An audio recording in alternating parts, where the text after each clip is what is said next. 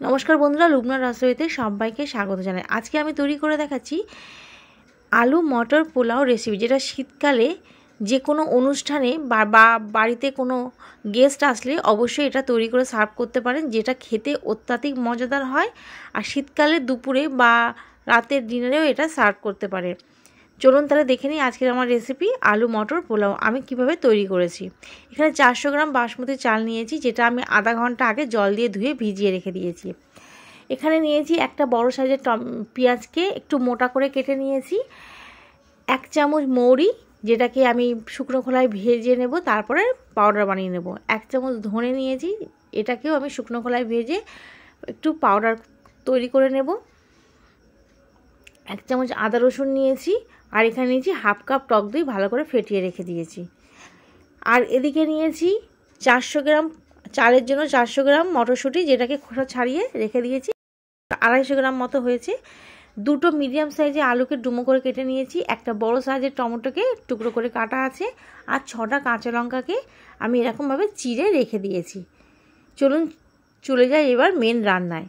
তার জন্য প্রথমে আমি ফোড়নে যেগুলো দেব সেটা হচ্ছে 1 ইঞ্চি ডালচিনিকে আমি টুকরো করে কেটেছি, এলাচ আছে 5টা, লবঙ্গ আছে 8টা, জিরে আছে 1টা, আর 2টো তেজপাতা, 1টা স্টার আনিস।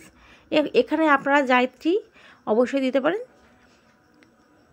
কড়াই বসিয়ে দিয়েছি, কড়াইটা গরম হয়ে যাওয়ার পর দিয়ে দিলাম 5 চামচ সাদা তেল। তেলটাকে কড়াইয়ের চারপাশে ভালো করে ঘুরিয়ে নিলাম। যখন হালকা গরম হয়ে গেছে তখন তাতে দিয়ে দিলাম হিং। হিংটা দিলে এই রান্নার স্বাদ অনেকটাই বেড়ে যায়। অবশ্যই একবার আপনারা হিং দিয়ে তৈরি করে দেখে নেবেন। আর যে শুকনো মশলাগুলো ছিল সেগুলো সব দিয়ে দিলাম, দিয়ে ভালো করে তেলের সঙ্গে মিশিয়ে নিতে হবে। আর একটু সময় ধরেই করতে হবে, যতক্ষণ না এই মশলা থেকে ভালো মতো একটা গন্ধ ছাড়তে শুরু করে। 1 মিনিট হাই ফ্লেমে এটা নাড়াচাড়া করে নেওয়ার পর তাতে দিয়ে দিলাম যে পেঁয়াজটাকে আমি কেটে রেখেছি, সেই পেঁয়াজটা দিয়ে আবারও কিছুক্ষণ নাড়িয়ে নেব। কিন্তু পেঁয়াজটা একদম ভাজা করব না, যতক্ষণ পেঁয়াজের মধ্যে থেকে একটু কালার চেঞ্জ হতে শুরু করে ততক্ষণ। দেখুন একটু কালারটা চেঞ্জ হয়ে গেছে, একটু নরমও হয়ে এসছে, তখন তাতে দিয়ে দিলাম 1 চামচ আদা রসুন বাটা। আদা রসুন বাটাকে দিয়েও আরও একবার ভালো করে মিশিয়ে নিতে হবে, যাতে আদা রসুনের কাঁচা ভাবটা চলে যায়। এবার তার মধ্যে দিয়ে দিলাম ভেজে গুঁড়ো করে রাখা মৌরি, ধনে গুঁড়ো, আর 1 চামচ গরম মশলা গুঁড়ো। লবণ দিলাম স্বাদ অনুযায়ী, দিয়ে সব কিছু ভালো করে মিশিয়ে নিচ্ছি। তাতে এবার একটু আমি জল দিয়ে দিলাম, দিয়ে ভালো করে মশলাটাকে তেলে আর পেঁয়াজের সঙ্গে কষিয়ে নিচ্ছি। 1 মিনিট মতো কষানোর পর তাতে ডুমো করে কেটে রাখা আলু আর কাঁচা লঙ্কাটাকে দিয়ে আরও একবার মিশিয়ে নিচ্ছি 1 মিনিট মতো। মিশানোর পর আমি এবার ঢাকনা চাপা দিয়ে দেবো, যাতে আলুটা সামান্য একটু নরম হয়ে আসে। 1 মিনিট ঢাকনা চাপা দেওয়ার পর ঢাকনাটা খুলে দেখাচ্ছি। আলুটা নরম হয়ে এসছে সামান্য একটু, তখন তার মধ্যে দিয়ে দেব টমেটো কুচিয়ে রাখা। তার আগে একবার ভালো করে মিশিয়ে নিয়েছি, আর গ্যাসের ফ্লেমটাকে এখন লোতে করে দিয়ে টমেটোর কুচিটাকে দিয়ে আরও একবার মিশিয়ে নেব। মেশানো হয়ে গেলে তাতে দিয়ে দেব মটর। এই মটরটাকে দিয়ে ভালো মতো আলু টমেটো পেঁয়াজের সঙ্গে কষিয়ে নিচ্ছি।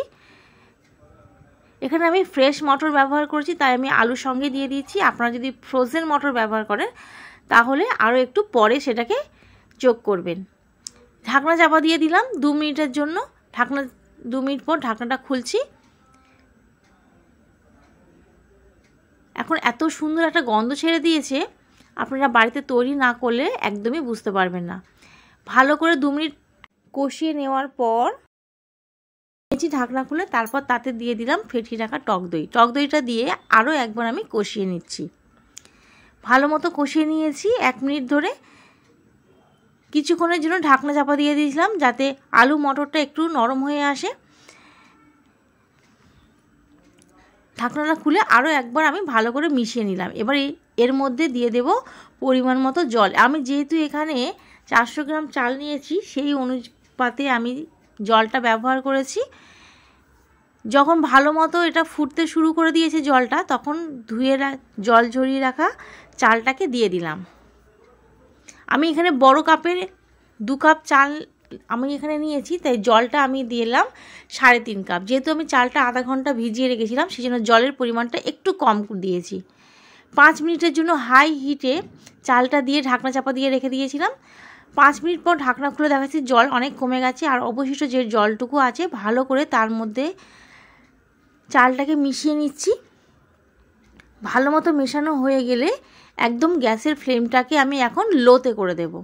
লোতে করে দিয়ে 15 মিনিটের জন্য ঢাকনা চাপা দিয়ে দমে বসিয়ে রাখবো। আমি এখানে আমার 15 মিনিট পর আমি ফিরে এলাম।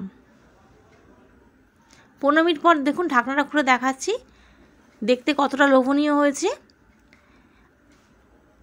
দেখুন জলটা একদম শুকিয়ে গেছে আর ভাতটা পুরো ঝরঝরে আছে। আমি ভালো মতো একবার মিশিয়ে দিচ্ছি চালগুলোকে। উপরে চালটা নিচে দিয়ে দিচ্ছি আর নিচের চালগুলোকে উপরে তুলে দিচ্ছি। ভালো করে মিশিয়ে নিলাম। এবার উপর থেকে দিয়ে দিলাম 1 চামচের ঘি, 1 চামচ ঘি, আর দিয়ে দিলাম 2 চামচ কেওড়া জল। এই কেওড়া জলটা অপশনাল, কিন্তু দিলে এই রান্নার স্বাদ ভালো হয় আর গন্ধটাও খুব ভালো আসে। আবারও একবার ভালো করে চামচের সাহায্যে মিশিয়ে নিচ্ছি। তারপর একটু ঢাকনা চাপা দিয়ে রেস্টে রেখে দিলাম। এখানে একটা রায়তা বানিয়ে নিচ্ছি। নিলাম টক দই 1/2 চামচ, তার মধ্যে দিয়ে দিলাম নর্মাল লবণ, বিট লবণ, গোলমরিচের গুঁড়ো, আর এখানে দিলাম চাট মশলা, আর দিলাম লঙ্কার গুঁড়ো। তাতে দিয়ে দিলাম একটা বড় সাইজের টমেটো কুচি আর কাঁচা লঙ্কা কুচি, পেঁয়াজ কুচি আর ধনেপাতা কুচি। সব কিছুকে দিয়ে খুব ভালো মতো মিশিয়ে নিতে হবে টক দইয়ের সাথে। এটা পোলাওর সাথে খেতে অসাধারণ লাগে। আর অন্য কোনো রকম আলুর দম বা কোনো রকম মাংসের প্রিপারেশন কোনো দরকার নেই। এটা করে খেয়ে দেখবেন বন্ধুরা, অবশ্যই আমাকে কমেন্টে জানাবেন ভালো লাগবে খেতে। উপর থেকে এবার ছড়িয়ে দিলাম সামান্য একটু লঙ্কার গুঁড়ো। দেখুন দেখতে কতটা লোভনীয় হয়েছে। একবার এই রকম পদ্ধতিতে অবশ্যই বাড়িতে তৈরি করে সবার সঙ্গে সার্ভ করবেন। যে কোনো অনুষ্ঠানে বা বাড়িতে কোনো গেস্ট আসলে প্রশংসা অবশ্যই পাবেন যদি এরকমভাবে তৈরি করে দেখেন। এবার আমি সার্ভ করছি। এটা দেখতে যতটা সুন্দর আর খেতেও ঠিক ততটাই সুন্দর হয়েছে। আর এর গন্ধটা অসাধারণ বার হচ্ছে বন্ধুরা। একবার অবশ্যই আমার কথা শুনে বাড়িতে তৈরি করবেন।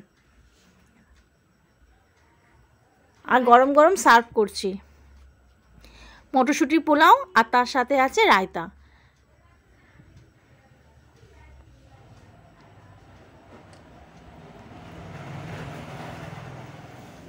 আজকে তাহলে এই পর্যন্তই। আমি আবারও ফিরে আসবো নতুন কোনো ভিডিও নিয়ে। ততক্ষণের জন্য ভালো থাকবেন, সুস্থ থাকবেন, আর ভিডিওটি দেখার জন্য সবাইকে ধন্যবাদ।